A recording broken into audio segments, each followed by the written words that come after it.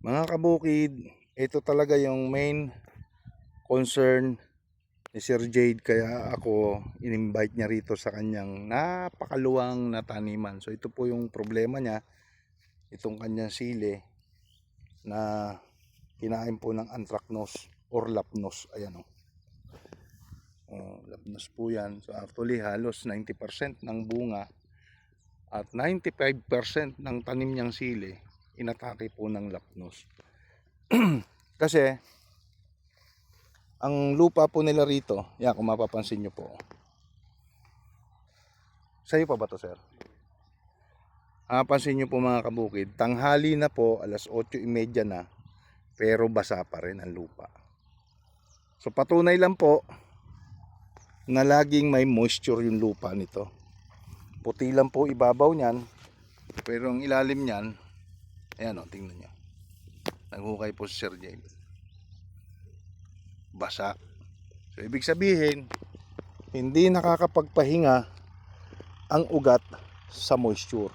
Tandaan po natin mga kabukid, pagka po ang halaman ninyo ay ganto, sili, anumang variety, kalimitan po, ayaw po ng nabababad sila sa tubig or moisture.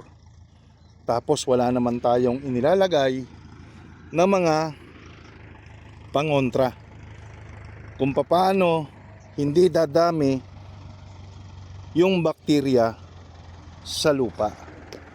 So yun po yung naging problema ni Sir Jade dito sa kanyang silihan, na talaga namang pinilit akong makarating dito. So ito susolusyonan natin. Unang-una, makakatulong po yung ating Agrica microbial inoculant, no?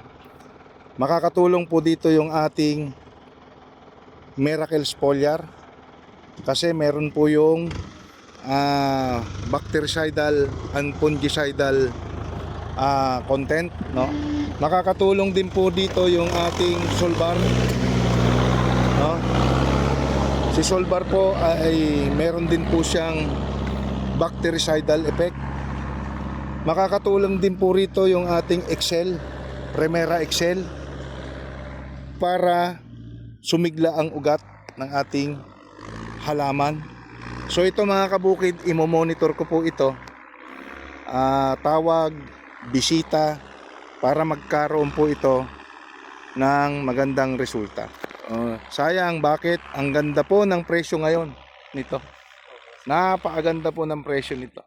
Alam nyo, yung kinakainan ko po sa Kabanatuan, hinahati na po yung sili kasi mahal nga eh. Dati buo. Ngayon kalahati na lang ang servings nila. So ganun po, no mga kabukid. May kaya pa po ito. Kaya po itong solusyonan. Shoutout nga pala kay Sir Rolly Morales ng Barangay Rizal, Bungabon. Ano po? Ganito po yung malala pa rito. I-times 10 nyo po ang itsura ng sili ni Sir Rolly Morales. Ano? Sir Rolly, mapapanood mo to, nakapalo ka naman sa akin. Shoutout sa iyo. Kay Sir Froilan Fernandez, shoutout din po sa inyo. Yun, pakita ko lang po ang kayo na po mag-isip kung gaano po ka-worst yung sili ni Sir Rolly, no? Ito. Ayan. Imagine niyo po, ganito po itsura, walang bunga po 'yon. Tingting lang po, tingting lang. No, kung nakapalo po kayo, I'm sure napanood nyo po 'yon. Ganito po yung itsura, nagtingting lang. Kasi nabaha po ng 6 na araw. Umingay na. Nabaha po ng 6 na araw. So pagbaba ng tubig, nako, kasabay na bumaba ang dahon at bunga ng kanyang sili. Pero kinuskos ko po yung puno, kako, sariwa pa, may pag-asa pa. So sinubok ko po doon yung ating Miracle Foliar, no? Ang ginawa niya po, every other day, spray na Lunes, Miyerkules spray, Biyernes spray. Yun po yung ginawa niya. After a week, nagsupang po yung mga dahon. So dito, nakikitaan ko po ito ng pag-asa. Gaganda pa po ito. Basta tulungan lang tayo, Sir Jade, ano? Kasi ako malayo sa'yo. So yung mga advice ko sa'yo, dapat magawa natin dito sa silihan mo. So babalikan natin ito kabukid, mga kabukid, ano? I'm sure meron na po itong development. Nag-iwan na po tayo ng mga produkto kay Sir Jade na magagamit niya po dito, even sa kanyang mga talungan na nakitaan niya na po ng magandang resulta sa kanilang maisan na pinuputakte po ng armyworm, nakana na rin po ng ating Bio Optimax.